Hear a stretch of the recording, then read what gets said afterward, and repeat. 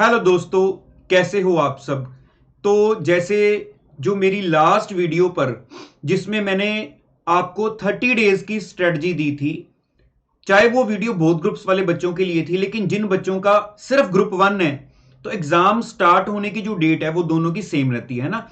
तो इस वीडियो में मैं हमारे जितने सीए इंटरमीडिएट वाले बच्चे हैं, जो हमारा पेपर 1 है ना, अकाउंटिंग सब्जेक्ट जो है हमारा, उसकी मैं in depth strategy chapter wise आपको पूरी समझाऊंगा।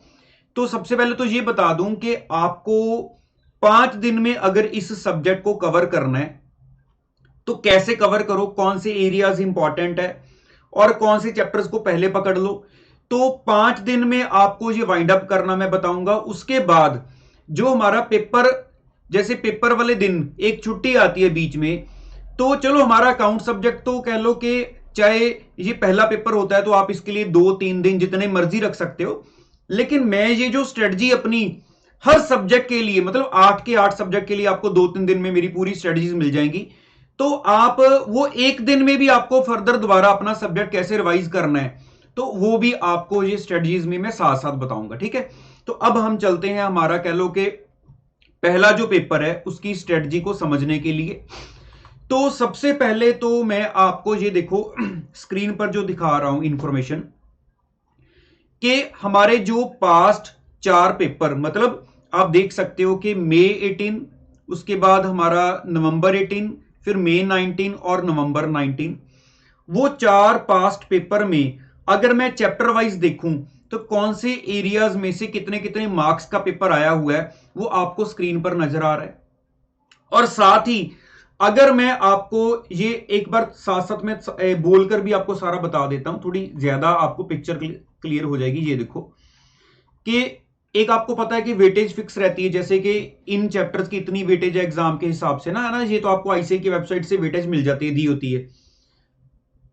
तो ये देखो आपका जो चैप्टर 1 है, आप ये चैप्टर की नाम है जो वो एज इट इज जैसे हमारे स्टडी मटेरियल में होती है, मैंने वही ली है। तो आपका चैप्टर 1 है इंट्रोडक्शन है अकाउंटिंग स्टैंडर्ड्स की, उसके बाद framework for preparation and presentation of financial statements आ जाता है, और जो थर्ड चैप्टर है वो सारे अकाउंटिंग स्टैंडर्ड आ जाते हैं। ये जो आपको रेड कलर में नजर आ रहे हैं वो बेसिकली अब हमारे ग्रुप 1 में नहीं कवर होते हैं, इनको ग्रुप 2 में शिफ्ट कर दिया गया है। तो इसलिए मैंने लिख दिए हैं लेकिन इनको रेड कलर किया हुआ है कि ये अब हमारे सिलेबस में नहीं है, ये ग्रुप 2 में चले गए हैं। तो ये वाला जो एरिया है बेसिकली चैप्टर 1 हो गया आपका, 2 हो गया और 3 में सारे स्टैंडर्ड्स आ गए आपके। तो ये सारा एरिया मिलाकर जो वेटेज है वो 20-25% है। अगर मैं हमारी जो कह लो कि आईसीए की वेबसाइट पर जो चैप्टर्स की सब्जेक्ट वाइज जो वेटेज दी होती है तो उस हिसाब से इस एरिया की 20-25% वेटेज है। अब अगर आगे चलें, ये देखो हमारा चैप्टर 4 से लेकर चैप्टर नंबर 8 तक इतना जो एरिया है, चैप्टर 4 से लेकर 8 तक, इसमें हमारा एक तो फाइनेंशियल स्टेटमेंट्स वाला वो मैनेजरियल रेमुनरेशन वगैरह वाला सारा चैप्टर आ गया, कैश फ्लो स्टेटमेंट उसी में कवर हो जाती है, फिर प्री पोस्ट वाला चैप्टर आ जाता है, फिर बोनस राइट वाला, प्रेफरेंस शेयर और डिबेंचर वाले, ये 2 चैप्टर है ना। तो इतना ये बेसिकली क्या आ गया हमारा कंपनी काउंट्स। तो इसकी जो वेटेज है वो 30-35% वेटेज है, ठीक है, 30-35% वेटेज। अब इससे आगे फिर 2 पार्ट हैं।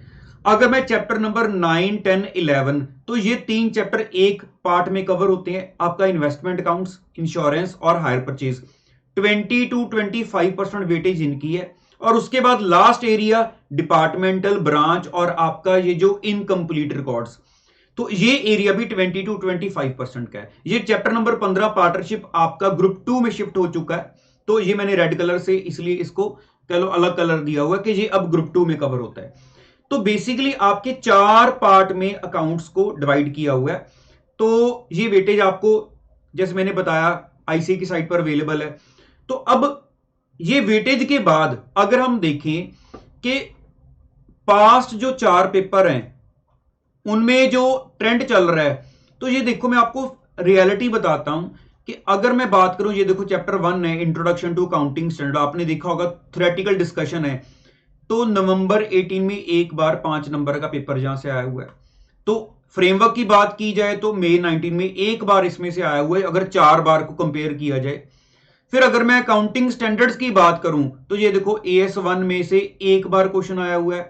अगर 2 की बात करी जाए इन्वेंट्री की, उसमें ये 2 बार है ना, मई 18 नवंबर 18 में नहीं है, फिर मई 19 नवंबर 19 में आया हुआ है। तो ऐसे अगर मैं शॉर्ट में बात करूं तो किसी काउंटिंग स्टैंडर्ड में से कभी आ रहा है, किसी काउंटिंग स्टैंडर्ड में से कभी आ रहा है। तो अगर आप कोई फिक्स आइडिया लगाओ कि इसमें से मैंने करना ही करना, इसमें से पक्का एक क्वेश्चन आ रहा है, ऐसा नहीं है, ठीक है। चाहे अगर जनरली बात की जाए तो मैं बोलूंगा हाँ इन्वेंट्रीज वाला स्टैंडर्ड बहुत इंपॉर्टेंट है। उसके बाद अगर मैं आपको बोलूं अकाउंटिंग स्टैंडर्ड 10 AS 10 जो हमारा प्रॉपर्टी प्लांट एंड इक्विपमेंट है, that is very very important paper के व्यू पॉइंट से। उसके बाद हमारा ग्रांट वाला भी इंपॉर्टेंट आ जाता है, तो 16 नंबर बोरिंग कॉस्ट भी इंपॉर्टेंट आ जाता है। तो ये 4 स्टैंडर्ड ज्यादा इंपॉर्टेंट एरिया में हमारे आ जाते हैं। अब अगर स्टैंडर्ड से आगे चलें, हमारे जो चैप्टर्स आ गए, कंपनी काउंट्स वाला एरिया आ गया। अब कंपनी काउंट्स वाले एरिया की बात की जाए तो उसमें जो आपका फाइनेंशियल स्टेटमेंट्स वाला जो चैप्टर नंबर 4 ही है, वो चैप्टर बहुत इंपॉर्टेंट है।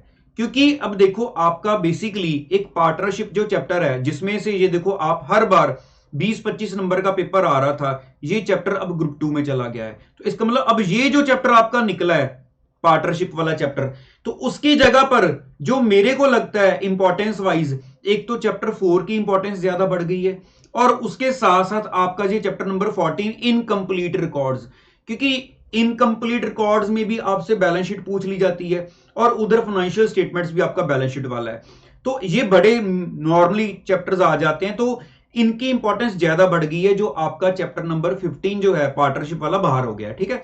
तो अब ये तो हुआ कि अगर हम थोड़ा सा देखें चैप्टर्स में भी कि कौन कौन से चैप्टर्स में से श्योर जो है हर बार आपको मिल रहा है पेपर, ये देखो इंश्योरेंस क्लेम में से हर बार 10-10 नंबर का पेपर में आया हुआ है। तो अगर मैं यहां बात करूं इनकम्प्लीट रिकॉर्ड्स की, तो एक बार छोड़ के बाकी तीनों बार इसमें से पेपर आया हुआ है। तो इनकम्प्लीट रिकॉर्ड तो मैंने आपको वैसे भी बता दिया कि एक आपका इनकम्प्लीट रिकॉर्ड इंपॉर्टेंट है, फिर आपका फाइनेंशियल स्टेटमेंट्स वाला भी इंपॉर्टेंट है, तो इंश्योरेंस वाला भी इंपॉर्टेंट हो गया क्योंकि उसमें से हर बार आया हुआ है। तो ये देखो प्रेफरेंस शेयर में ये नवंबर में नहीं आया, लेकिन उससे पहले तीनों बार पेपर इसमें से भी आपका आया हुआ है। तो ये देखो प्रॉफिट और लॉस प्री एंड पोस्ट, इसमें से भी हर बार 10, 12, 5, 10 हर बार पेपर आया हुआ है। तो अब आप सोचोगे कि अब हम करें क्या, कि ठीक है एक आपका प्री एंड पोस्ट हर बार आ रहा है ना, उसके अलावा आपका इंश्योरेंस में से हर बार आ रहा है, फिर आपका ये इनकम्प्लीट रिकॉर्ड्स वाले में से 3 बार आया हुआ है आपका पेपर। तो अब मैं आपको ये बता देता हूं, देखो अगर हम ये बोलें कि कौन सा चैप्टर मैं छोड़ के जाऊं, तो ये तो आपके लिए भी डिफिकल्ट है कि कौन सा एरिया छोड़ो या कौन सा ना छोड़ो, है ना। तो मैं आपको ये बता देता हूं कि आप किस ऑर्डर में 5 दिन में अपनी रिवीजन को करो। लेकिन उससे पहले एक बार जो पेपर का फॉर्मेट है हमारा, अब थोड़ा सा वो भी देख लो। ये नवंबर वाला एग्जाम है हमारा, है ना, तो नवंबर वाले एग्जाम से हम जजमेंट लगा लेंगे हमारा फॉर्मेट क्या चल रहा है। देखो जैसे 6 क्वेश्चन है टोटल, तो जो क्वेश्चन नंबर 1 है उसके 4 पार्ट हैं। तो यहां से भी देखो आपको नजर आ जाएगा कि इसके जो चारों के चारों पार्ट हैं वो स्टैंडर्ड्स में से पूछे गए हैं 5-5 नंबर के क्वेश्चन।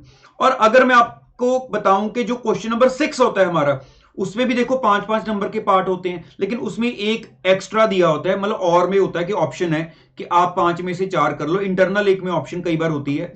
तो ये देखो उसमें से भी एक आधा स्टैंडर्ड का क्वेश्चन है, बाकी उसमें से चैप्टर में से भी पूछे जा रहे हैं। ये देखो कि डिवेंचर में से 5 नंबर का छोटा क्वेश्चन आया है, उसके बाद ये हमारा बोनस इशू में से या राइट इशू में से ये 5 नंबर का आया हुआ है क्वेश्चन नंबर 6 में जाकर। तो क्वेश्चन नंबर 1 और क्वेश्चन नंबर 6 वो 5-5 नंबर वाले पार्ट है हमारे, और बाकी जो इन बिटवीन हमारे 4 क्वेश्चन रह गए उनमें जैसे इंटरनल चॉइस तो आपको पता ही है कि पहला कंपलसरी होता है, बाकी में एक छोड़ सकते हो आप।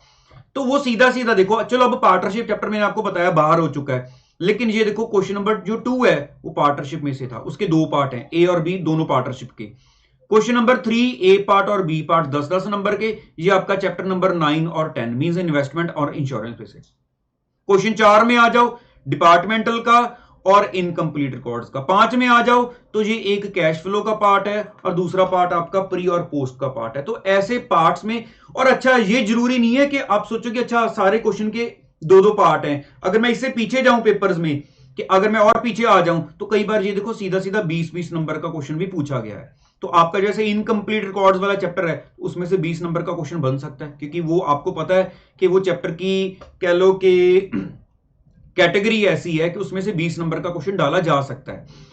तो इस पेपर के पैटर्न को माइंड में रखो, ठीक है, कि हमें अकाउंटिंग स्टैंडर्ड्स जो हैं वो पहले क्वेश्चन में मैंडेटरी में आने हैं, उसके अलावा 6th क्वेश्चन में भी उसका कोई ना कोई पार्ट होगा अकाउंटिंग स्टैंडर्ड का, ठीक है।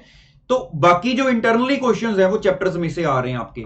तो अब अगर मैं आपको ये बताऊं 5 दिन में अब आप कैसे मैनेज करो, अब थोड़ा सा ध्यान से देखना, अब चीज थोड़ी सी इंपॉर्टेंट के साथ समझने वाली है, इंपॉर्टेंस कंसिडर करके चलना। अगर मैं आपको ये बोलूं कि आपके जो पहले 3 चैप्टर है बेसिकली, उसमें आपका मैं बोलूंगा फ्रेमवर्क वाला चैप्टर ज्यादा ध्यान से करने वाला है और बाकी आपके स्टैंडर्ड है।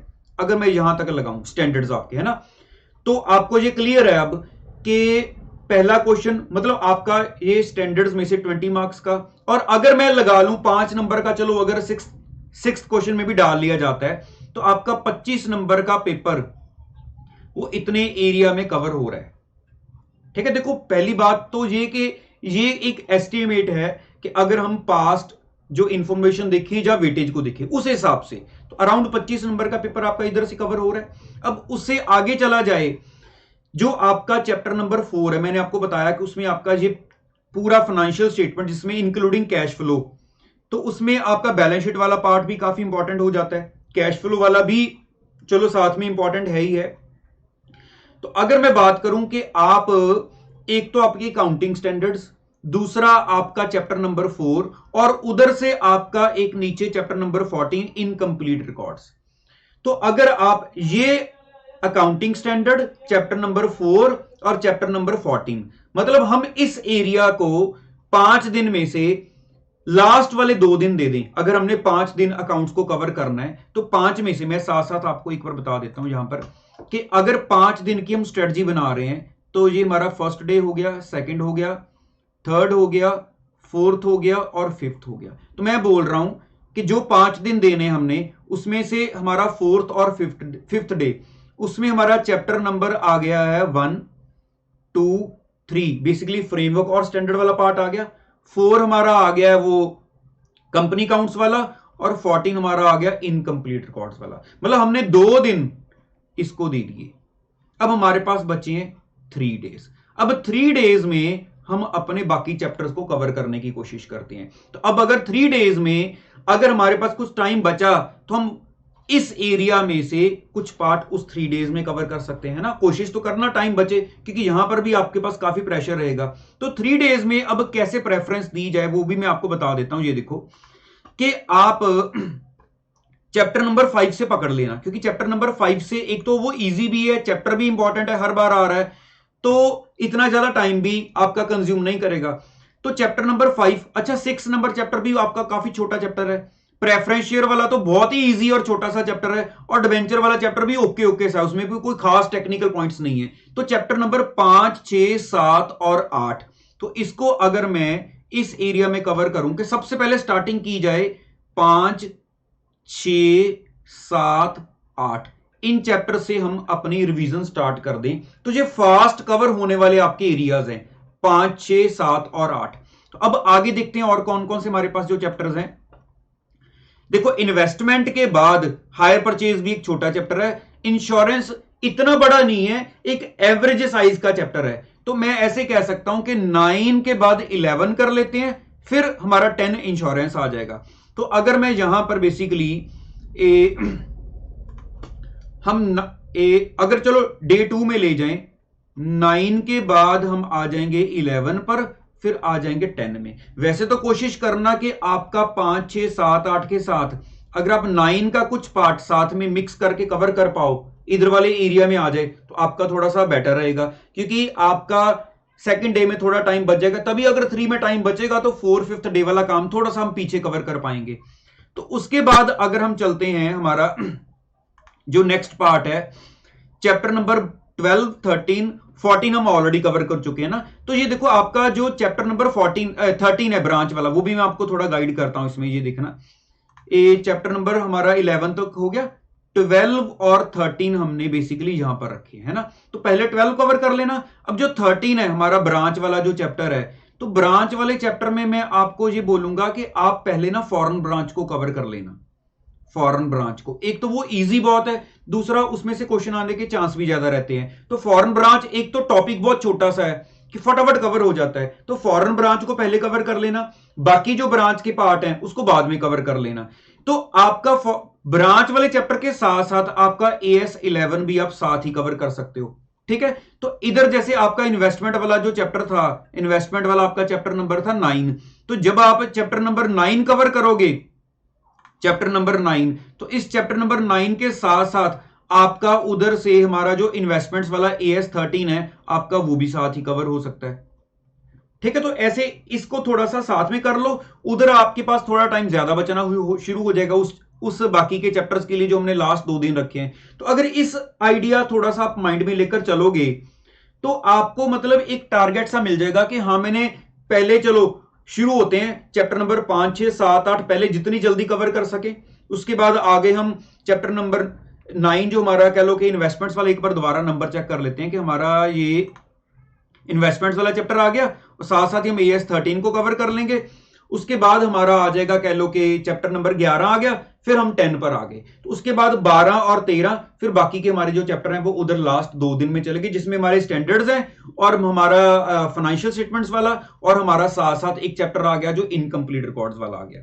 तो ऐसे 5 दिन में अगर आप अकाउंट्स को थोड़ा सा टारगेट लेकर चलो तो आप थोड़ा अंडर प्रेशर भी रहोगे, और एक वे भी आपका फ्लो भी बना रहेगा कि हाँ मैंने इस हिसाब से चलना है तो जल्दी से जल्दी कवर करूं, मैक्सिमम कितना आज मैंने कवर किया, तो ऑटोमेटिकली देखना आपकी जो आउटपुट है काम करने की वो बढ़ जाएगी, ठीक है। बाकी अगर स्टैंडर्ड्स में भी, वीडियो को ज्यादा लंबा नहीं करते, मैं फटाफट आपको एक स्टैंडर्ड का भी आइडिया दे देता हूं। स्टैंडर्ड्स भी जैसे मैं आपको थोड़ा सा बता देता हूं कि आप सबसे पहले जैसे आपका स्टैंडर्ड नंबर जो 1 है ये छोटा सा पार्ट है, मतलब अगर आप काफी टाइम पहले भी इसको कवर किया तो भी आपका ये कह लो पौने घंटे 1 घंटे में आराम से कवर हो जाएगा, ठीक है।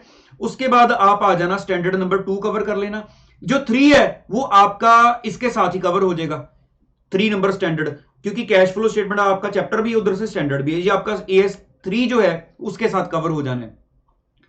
10 वाला जो स्टैंडर्ड है वो आप बिल्कुल लास्ट में रख लेना, क्योंकि ये बड़ा स्टैंडर्ड है, आपका टाइम कंज्यूम करेगा, ठीक है।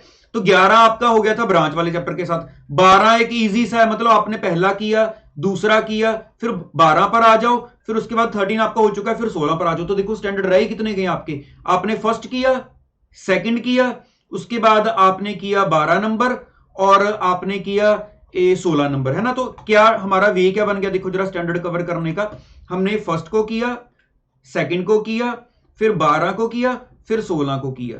तो क्योंकि अब बीच में थर्ड कहां गया, थर्ड स्टैंडर्ड आपका चैप्टर के साथ ही आ गया, ठीक है। और 13 नंबर आपका इधर आ गया, 11 नंबर आपका इधर आ गया, और एक हमारा स्टैंडर्ड कौन सा रह गया बीच में, ये हमारा था, और आपका 1 हो गया, 2 हो गया है, हाँ 10, हमारा 10 नंबर स्टैंडर्ड है। 10 नंबर स्टैंडर्ड आप लास्ट में कवर कर लेना, क्योंकि 10 नंबर स्टैंडर्ड आपका थोड़ा सा टाइम कंज्यूमिंग है, ठीक है। तो इस हिसाब से आप थोड़ा सा अकाउंट्स को कवर करो तो आप एक टारगेट के साथ आराम से इसको 5 दिन में कवर कर लोगे, ठीक है। चलो बाकी आपके माइंड में कोई क्वेरी हुई तो आप मुझे नीचे कमेंट बॉक्स में बता देना, तो मैं आपको वहां पर उसकी रिप्लाई कर दूंगा। चलिए, ऑल द बेस्ट।